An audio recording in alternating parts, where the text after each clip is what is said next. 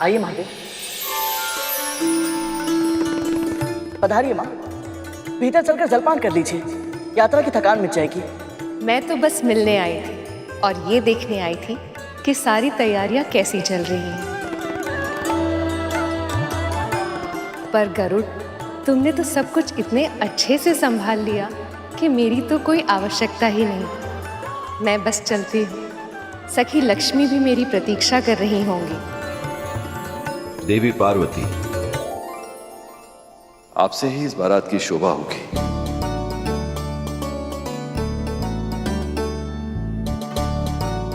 आप कहाँ जा रही हो?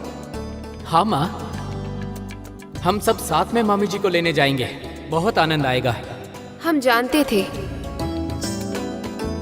कि ये सब भी आपको रोकने का प्रयास करेंगे, इसलिए हम यहाँ आ गए आपको लेने। देवी पार्वती बारात में नहीं जाएंगी,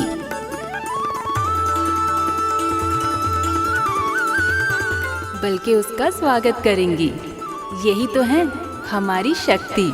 प्रभु, वर को इन झगड़ों में नहीं पड़ना चाहिए। परंतु भैया, जब प्रभु विष्णु और माता लक्ष्मी एक होने जा रहे हैं, तो फिर हम सब पक्ष विपक्ष में क्यों बट रहे हैं?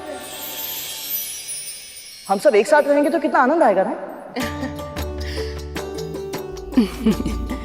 लगता है इससे पहले आपने कोई विवाह होते हुए नहीं देखा गरुड़। हाँ माँ, देखा तो नहीं है।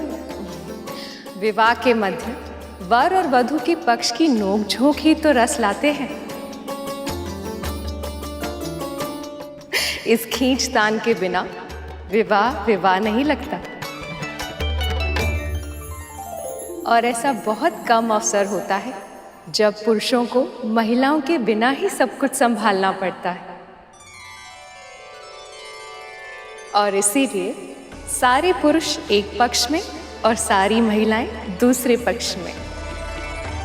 तो फिर ठीक है, जा माँ वहां मैं।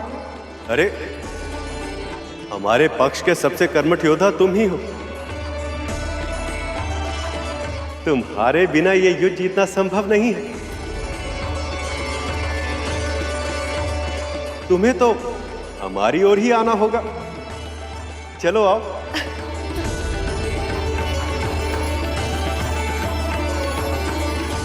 माता पिता के झगड़े में हानि तो संतान की ही होती है।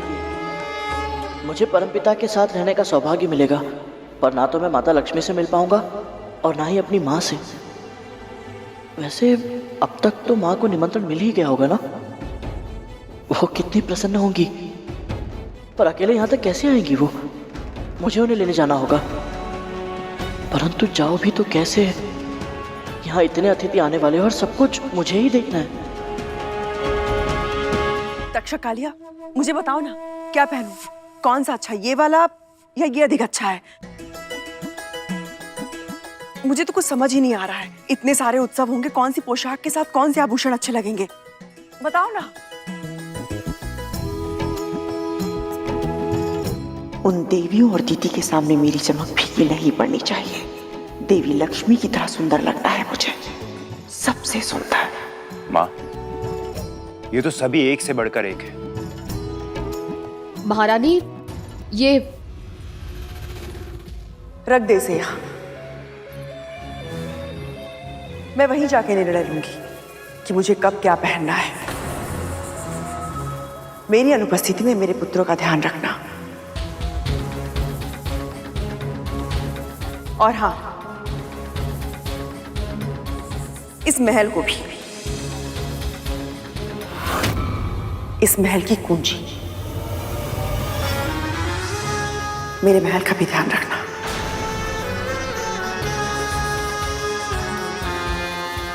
जब तक मैं लौट कर नहीं आती, तब तक तू ही है अपनी स्वामिनी। अब तो तू प्रसन्न है ना?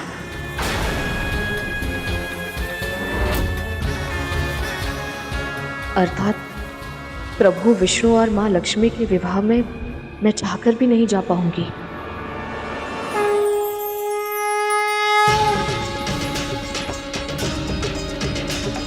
अभी विवाह की रीतियां आरंभ भी नहीं हुई। देखो तो, किस प्रकार इनका मुख खिल उठा है।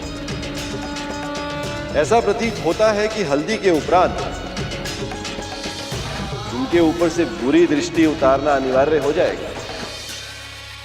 देवराज,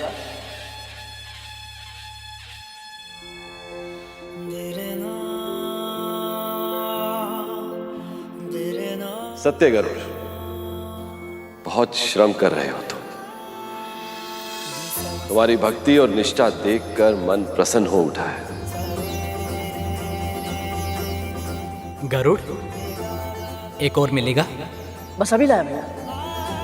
रुको गरुड़, जाओ अपनी मां को ले आओ। मैं जानता हूं कि तुम यहां रहकर सेवा करना चाहते, पर तुम्हारा मन यहां होकर भी यहां रह नहीं पाएगा। इसलिए जाओ, देवी विंता को पहले लक्ष्मी निवास में छोड़ा, तब यहां आ जाना। पर अवश्य जाना करो, नहीं तो हमारा पक्ष खेल आरंभ होने से पूर्ण ही पराजित हो जाएगा। बस अभी गया और अभी आया प्रभु।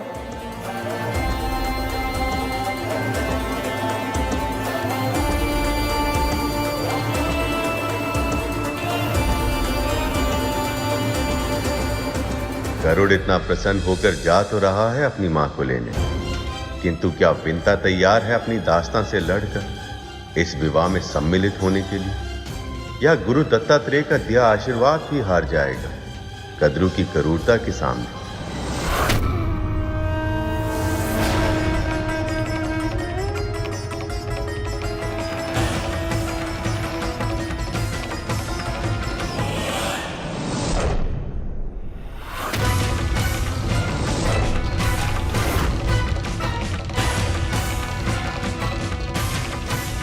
यही तो है वो आत्मविश्वास जिसकी चर्चा भगवान दत्तात्रेय ने की। आप ऐसा कैसे कर सकती हैं? सदैव मैंने यही इच्छा की है कि आपका हित हो। सदैव नारायण से आपकी भलाई का आशीर्वाद ही मांगा है मैंने, पर आप मेरा सुख तनिक भी नहीं देख सकती ना। ये नारायण का विवाह है दीदी, मेरे प्रभु श्री विष्णु का विवाह, और निमंत्रण भेजकर भगवान ने स्वयं अपने भक्त को पुकारा है। आज तो आप चाहकर भी मुझे नहीं रोक सकती।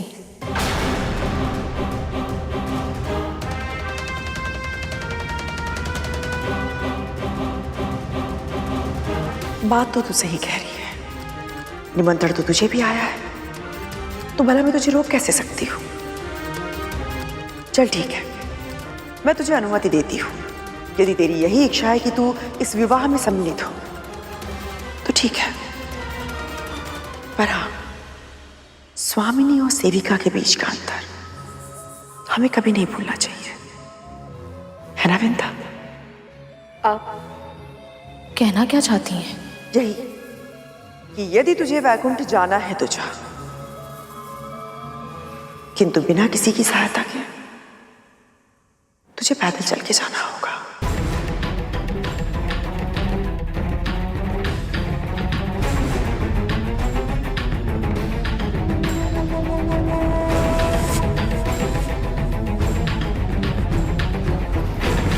देखा भैया, क्या चाल चली है मां ने। ना कहा भी नहीं और कह भी दिया। महारानी,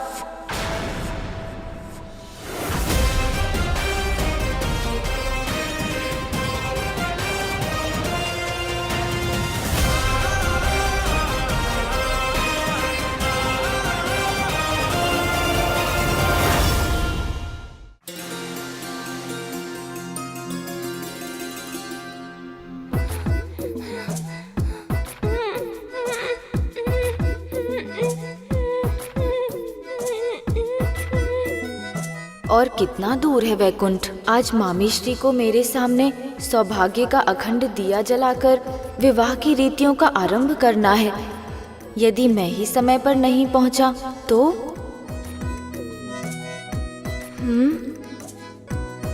कैलाश,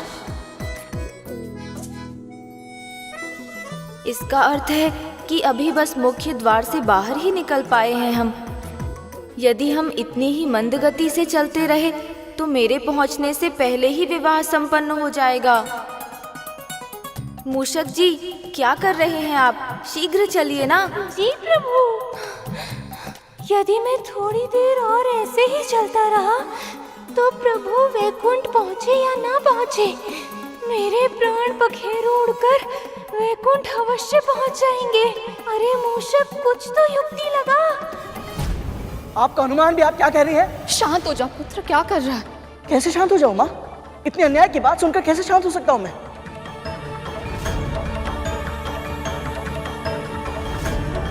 ये अनुचित है, आप भी जानती हैं। कुछ दिन तू प्रभु विष्णु के साथ समय क्या बिता कर आया? भूल गया क्या कि तू अब भी मेरा दास है? भूला नहीं महारानी, चाहूं तो भी एक क्षण के लिए भी नहीं भूल सकता। और फिर भी तेरे में इतना साहस कि तू मेरी मां के निर्णय पे प्रश्न उठाए? क्योंकि वो निर्णय नहीं, अत्याचार है पुत्र। और अत्याचार के विरुद्ध स्वर उठाना इसे मैंने ही सिखाया है।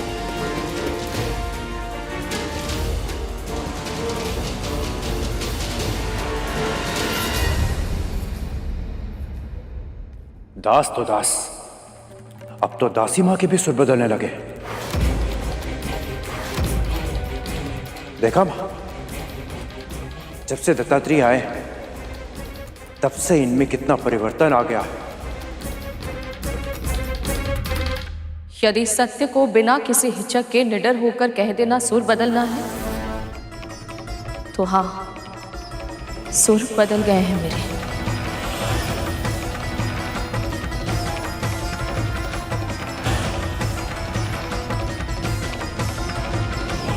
प्रत्युत्तर, इतना तो साहस। मैं आपका अपमान नहीं करना चाहती थी महारानी, पर ये तो आप भी जानती हैं कि इतने सारे लोग चलकर पार करना संभव नहीं है। ऐसी अनुमति देने से अच्छा होता कि आप मुझे जाने से ही मना कर देती।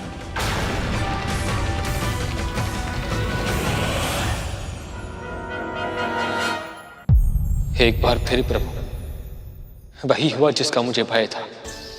मेरी मां ने अपनी संकुचित सोच से विंता मां का अधिकार छीन लिया।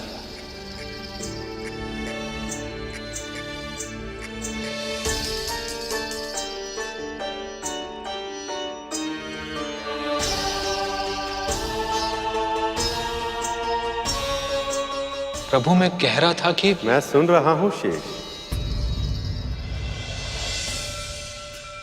पर अब जो मैं तुम्हें समझा रहा हूं वो समझो। उस पान के पत्ते को देख रहे, कितना कोमल, और वो सुपारी इतनी कठोर कि इस कटारी के बिना कटती तक नहीं। किंतु तब भी ये दोनों एक ही खाद्य पदार्थ के भाग हैं। प्रभु, आप ये पान सुपारी की व्याख्या क्यों दे रहे हैं? मैं तो आपसे विंता मां के बारे में बात कर रहा था। जिस प्रकार ये कोमल पान का पत्ता अपने भीतर कठोर सुपारी को छुपाए बैठा है, उसी प्रकार कोमल और विनीत दिखने वाली देवी विंता के भीतर भी एक कठोर स्त्री छुपी हुई है। लंबे समय से दास्ता में रहने के कारण वह अपने आत्मविश्वास की शक्ति को भूल गई, किंतु यदि किसी भी तरह से उन्हें शक्ति का आभास हो जाए तो लक्ष्मी निवास तो क्या, वह इस पूरी सृष्टि में कहीं भी अपने मनोवांछित स्थान पर पहुंच सकती हैं।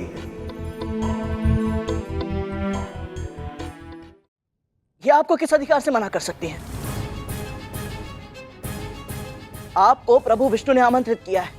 स्वयं लक्ष्मी नारायण चाहते हैं कि आप इस विवाह में सम्मिलित हो। मैं जानती हूँ पुत्र, पर क्या माँ?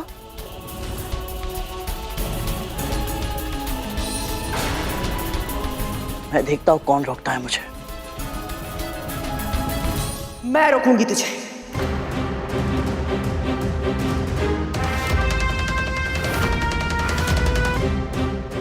और मैं ही तुझसे कहूंगी कि तू इसे अपने साथ लेकर नहीं जा सकता, क्योंकि तू मुझे लेकर जाएगा। मत भूल करो कि आज भी तू मेरा दास है और धर्म के अनुसार तेरे किसी व्यक्तिगत कार्य से अधिक महत्वपूर्ण है मेरी सेवा। इसीलिए विवाह स्थल पर तू मुझे लेकर जाएगा, मां की इस दासी को। महारानी, ये केवल आपकी दासी नहीं, मेरी मां भी है। तू मुझे क्रूर, अत्याचारी, अन्यायी कुछ भी कहकर पुकार, मुझे कोई अंतर नहीं पड़ता है बिंदा। और वैसे भी जीवन ने मेरे साथ कभी कोई न्याय नहीं किया है। तुझे लगता होगा मैं बार बार एक ही आरोप लगाती हूं, पर क्या करूं, सत्य यही इसलिए कहना पड़ता है। सभी दिव्य शक्तियों ने सदैव सदैव मेरे साथ पक्षपात किया है और तेरा साथ दिया है। क्यों विंता, क्यों?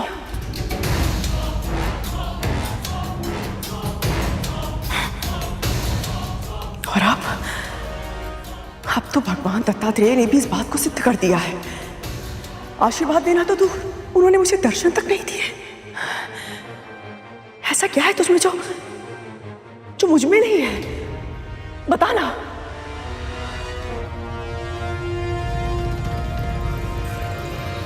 महारानी, सत्य वो नहीं है जो... बस बस, जब से तेरे इस पुत्र ने जन्म लिया है तब से केवल तुझे ही महत्व मिला है। किसी और की बात क्या करूं विंता? हमारे स्वामी महर्षि कश्यप वो तेरे लिए दौड़े चले आए मां कामधेनु को लेकर, ताकि भगवान दत्तात्रेय की सेवा में तुझसे कहीं कोई कमी ना रह जाए।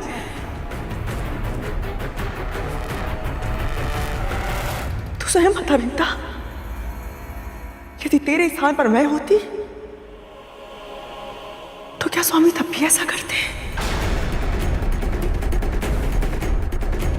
नहीं ना? ऐसा नहीं है महारानी। ऐसा ही है विंता, ऐसा ही है। पर अब नहीं। तुझे कब कब मुझसे अधिक महत्व मिला है ये समझने और समझाने का ना तो मेरे पास समय और ना ही मुझे अपनी ऊर्जा नष्ट करनी है। अब मैं तुझ पर क्रोध नहीं करूंगी विंता। मैं जानती हूं तू प्रभु नारायण की बहुत बड़ी भक्त है और उनके विवाह में सम्मिलित होने से मैं तुझे रोक नहीं सकती और ना ही रोकना चाहती हूं। पर मेरे लिए वैकुंठ में अपना महत्व दिखाना आवश्यक है। महारानी और सेविका के बीच का अंतर नहीं मिटाया जा सकता विंता।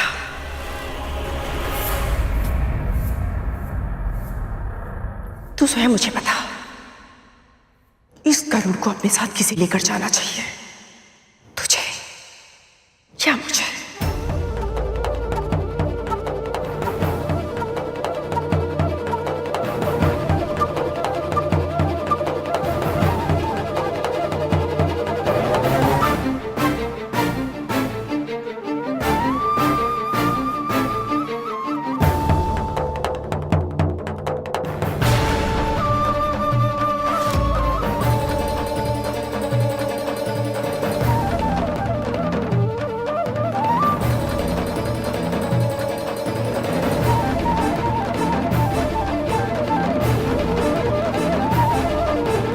चलिए मां।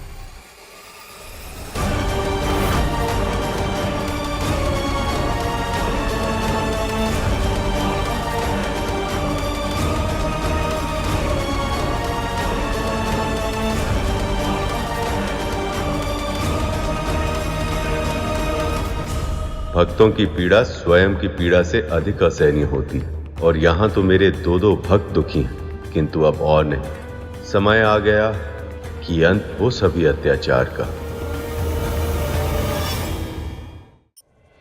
आप ऐसा क्यों कर रही हैं माँ? क्योंकि भगवान दत्तात्रेय के जाने के बाद से दीदी बहुत दुखी हैं गरुड़। मैं उन्हें और दुखी नहीं कर सकती। और आपका क्या? इतने वर्षों से जो दुख आप सहती आ रही हैं उनका क्या? प्रभु विष्णु और माता लक्ष्मी के विवाह को साक्षात देखने से बड़ा सुख इस संसार में और क्या हो सकता है माँ? और आप स्वयं को इस सुख से वंचित करना चाहती है, क्यों? मेरे सुख की चिंता मत कर, उसकी चिंता तो भगवान दत्तात्रेय स्वयं करके गए हैं गरुड़। दासत्व का जो दंश तुझे दिन प्रतिदिन दसता है, अब तुझे उस दासत्व से मुक्ति मिल जाएगी। और सही तो कहा था गरुड़। तुझे अनुमान भी नहीं है गरुड़, मुझे कितनी प्रसन्नता हुई थी जब देवर्षि नारद ने मुझसे कहा था कि प्रभु विष्णु और देवी लक्ष्मी का मिलन तेरे कारण संभव हो पाया है। और अब तो इस विवाह का साक्षी प्रत्यक्ष रूप से होगा और मैं तेरी आंखों से यह विवाह देखूंगी।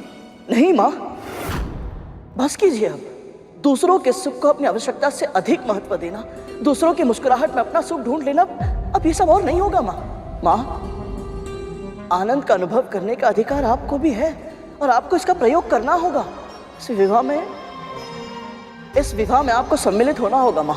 हट मत कर गरुड़। करूंगा, मैं अवश्य करूंगा। और यदि आपने मेरी यह हट पूरी नहीं की तो मैं क्रोध भी करूंगा माँ, क्योंकि इस बार आप भी जानती हैं और मैं भी जानता हूं कि मैं सही हूं।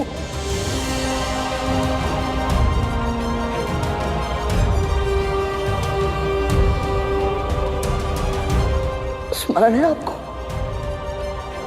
ये वही माला है माँ जो आपने मुझे पहनाई थी। हाँ, सभी धर्म ग्रंथों का सार, वो एकमात्र सीख जिसका पालन करने से तुम्हारा कल्याण हो सकता है, वो है मन से, वचन से और कर्म से बिना उचित कारण किसी के भी हृदय को पीड़ा मत पहुंचाना। गरुड़, मेरी बात समझने का प्रयास। यदि आप प्रभु विष्णु और माता लक्ष्मी के निमंत्रण पाने के बाद भी अखंड दिया जलने से पहले वहां नहीं पहुंची माँ, तो आप न केवल मुझे और अरुण भैया को बल्कि अपने आराध्य प्रभु विष्णु के हृदय को भी पीड़ा पहुंचाएंगे।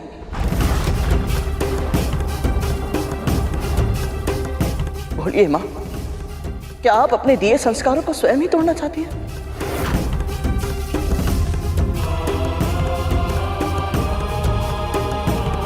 माँ, मैं जानता हूं आपने अपने मन को इस दासत्व की बेड़ियों से जकड़ लिया है, परंतु इन्हें तोड़ना होगा आपको। इन बेड़ियों से स्वयं को मुक्त करना होगा।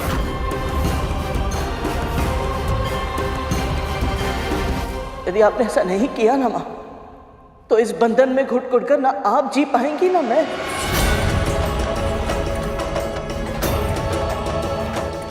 गरुड़,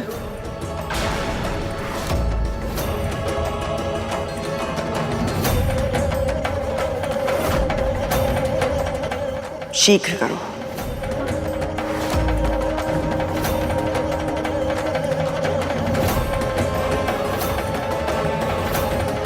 वहां आपकी प्रतीक्षा होगी मां, न केवल मुझे बल्कि लक्ष्मी नारायण को भी। आपको वहां आना होगा मां। अखंड दिया जलने से पहले पहुंचना होगा आपको।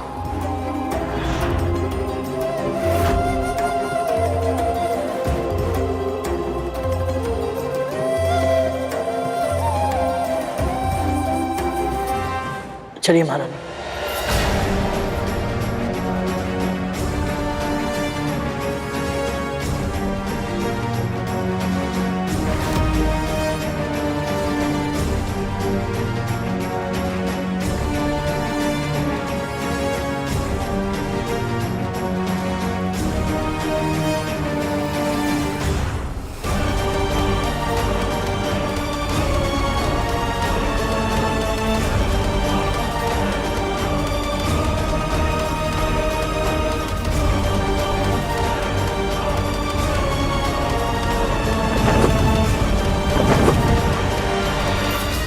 कह तो दिया मैं वहां पहुंच जाऊं, पर कैसे गरुड़? इतने सारे लोग कैसे पार कर पाऊंगी मैं? पृथ्वी से वैकुंठ तक की यात्रा कैसे कर पाऊंगी? जब अन्याय और स्वार्थ अपनी सीमा पार करता है तो विद्रोह जन्म लेता है। आज विंता ने अपने पुत्र गरुड़ में विद्रोह का भाव पहली बार देखा है। किंतु गरुड़ का विद्रोह उचित है प्रभु, अन्यथा उसकी माता को अपना अधिकार प्रकट करना कभी नहीं आएगा। मुझे आपके इस भक्त से मिलना है प्रभु। इस विवाह में मुझे गरुड़ की माता की प्रतीक्षा रहेगी।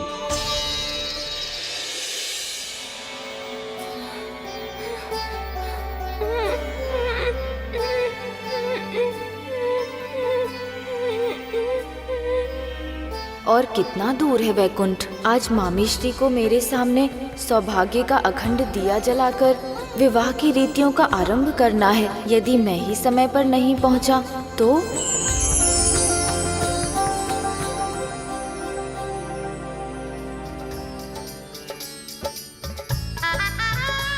गणेश अब तक नहीं आए, कहाँ रह गए?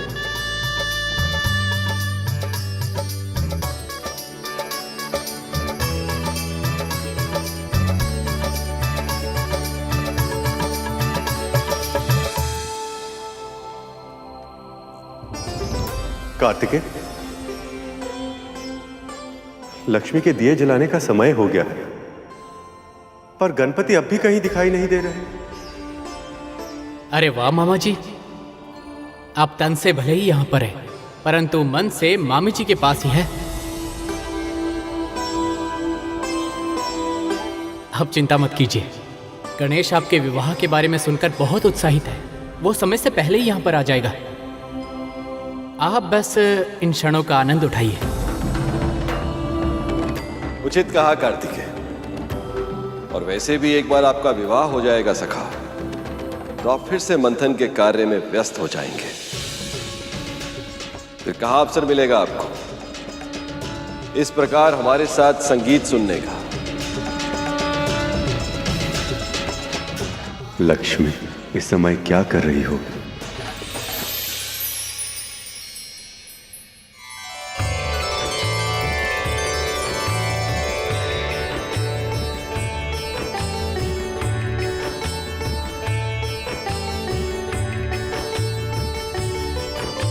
गणपति की मूर्ति तो बन गई जी। देवी, लक्ष्मी के सारे वस्त्र और आभूषण हो गए हैं। उनके सखियों की निवास, विश्रामादि के प्रबंध वो भी हो गए हैं। अति उत्तम। और मीठे में मोदक के साथ साथ बादाम का हलवा, मेवे के पेड़े और अरे आप धैर्य रखिए, सब हो गया। हो गए? लेकिन आपने इतने शीघ्रता से कैसे कर लिया?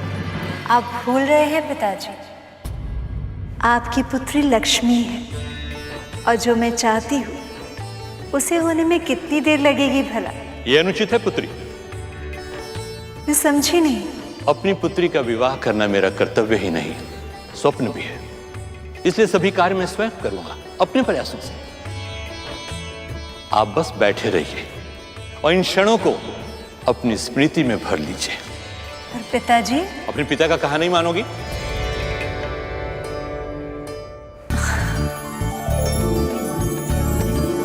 जो आज्ञा।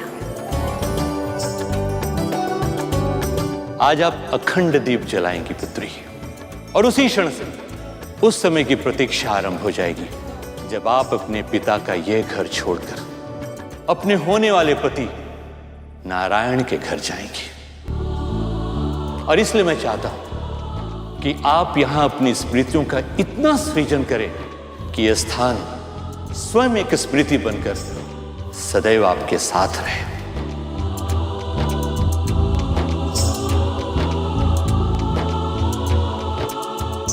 पुत्री, मैं अभी आया।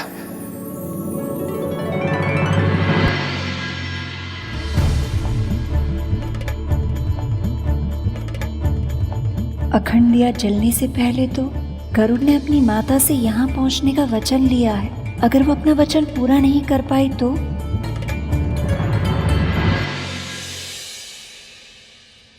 किसकी प्रतीक्षा कर रही हैं सखी?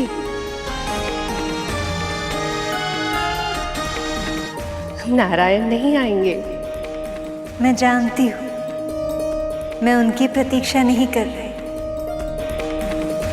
मैं उनके किसी विशेष भक्त की प्रतीक्षा कर रही हूँ। आपको वहां आना होगा माँ।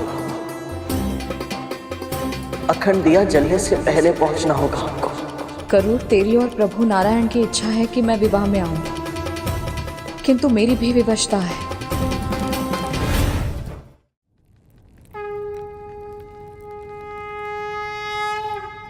आपने तो मुझे सुखी होने का वरदान दिया था ना भगवान। मेरे भाग्य में इतना ही सुख लिखा था। ऐसा नहीं है विमाता।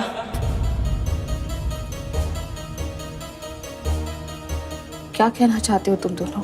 आशा, उन्होंने आपको आशा दी थी और आशा से ही तो प्रयास का जन्म होता है।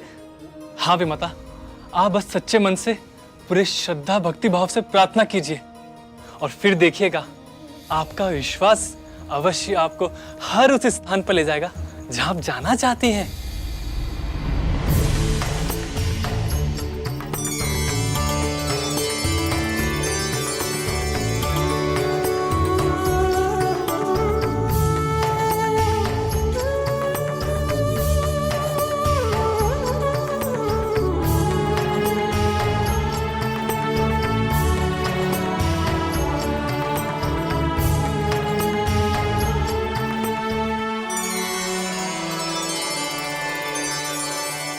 जब सारा संसार ही आपके चरणों में है,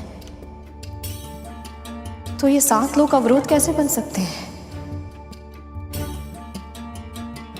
और आपने मुझे निमंत्रण भिजवाया था ना? इसका अर्थ ये है कि आपकी इच्छा है कि मैं आपके विवाह में सम्मिलित हूं, और प्रभु आपकी इच्छा का उल्लंघन करने का सामर्थ्य कद्रू दीदी तो क्या, इस संसार के किसी भी प्राणी में नहीं हो सकता।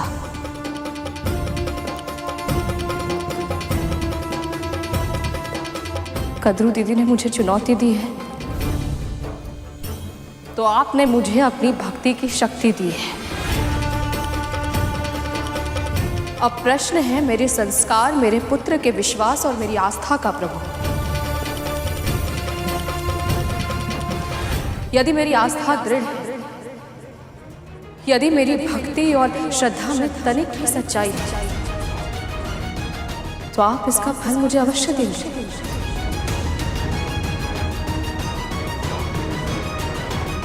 आप स्वयं मुझे पहुंचाएंगे मां लक्ष्मी तक।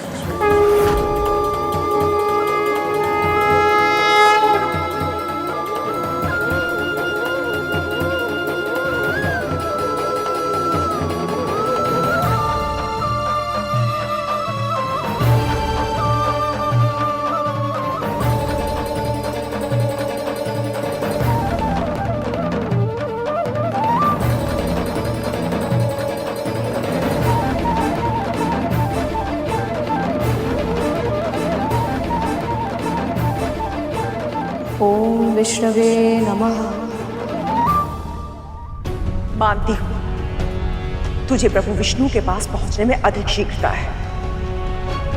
ऐसा तो है नहीं कि तू मुझे छोड़कर अपनी मां को पृथ्वीलोक से लेने जाएगा। गति धीमे कर, मुझे सारे लोग बहुत अच्छे से देखने हैं। जी मां। ओम विष्णवे नमः। ओम विष्णवे नमः। ओम विष्णवे नमः। ओम विष्णवे नमः।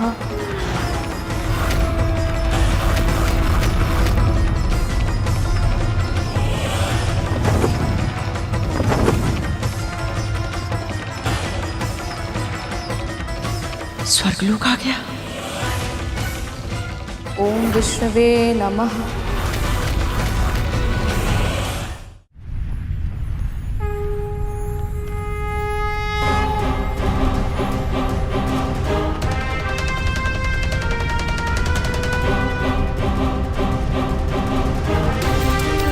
विंता,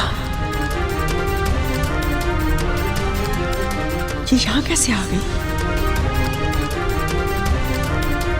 माँ यहाँ? ये कैसे संभव है?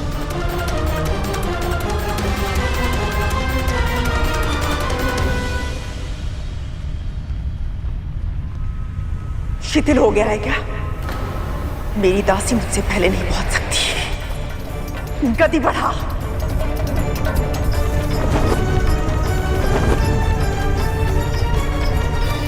ओम विष्णवे नमः। ओम विष्णवे नमः।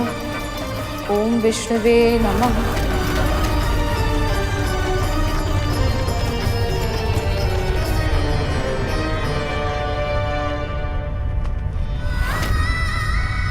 माँ यहाँ भी?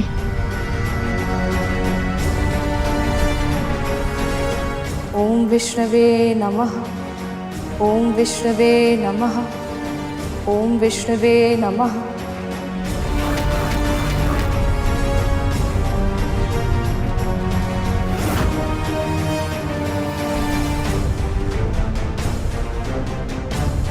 विंता की गति गरुड़ की गति से भी अधिक कैसे हो सकती है?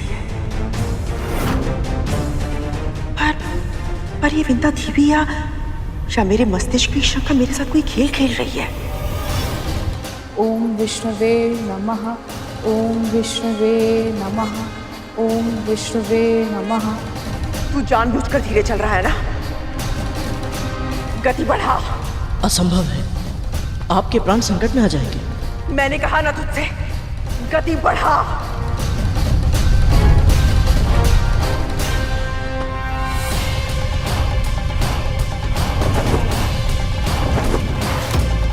ओम विष्णवे नमः। ओम विष्णवे नमः। ओम विष्णवे नमः। ओम विष्णवे नमः।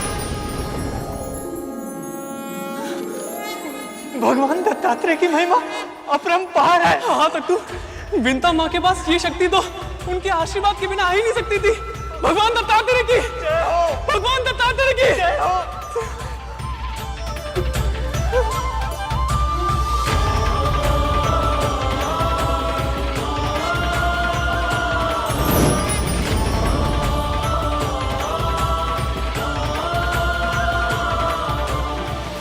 महान है विंता की भक्ति और प्रभु की लीला।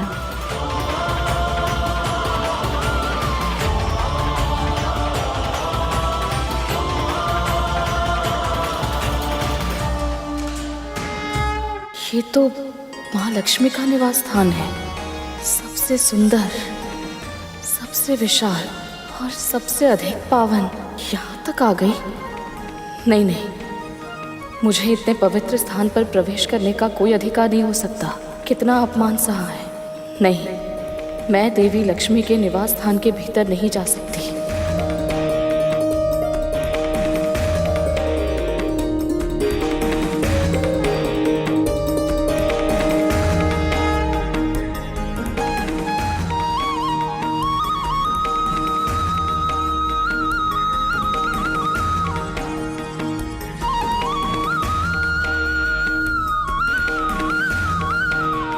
गरुड़ की माँ,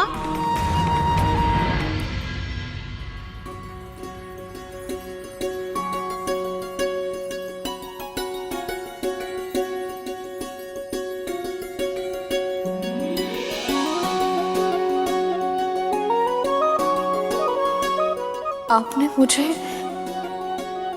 गरुड़ की माँ कह के पुकारा? मैं देवराज इंद्र की पत्नी हूँ, शची। और मैं रंभा। भीतर चलिए ना। देवी लक्ष्मी कब से आपकी प्रतीक्षा कर रही हैं।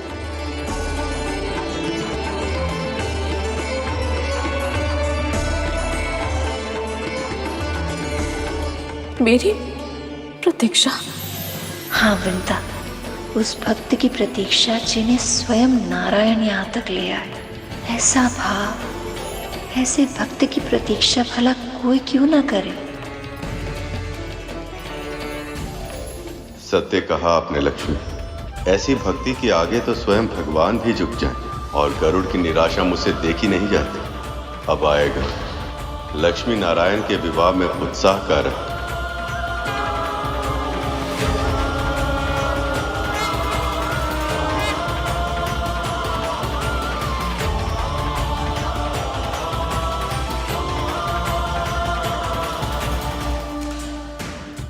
पक्षीराज गरुड़ के साहस भरे कारनामे देखने के लिए चैनल को सब्सक्राइब करें और साथ ही बेल आइकॉन दबाना न भूलें।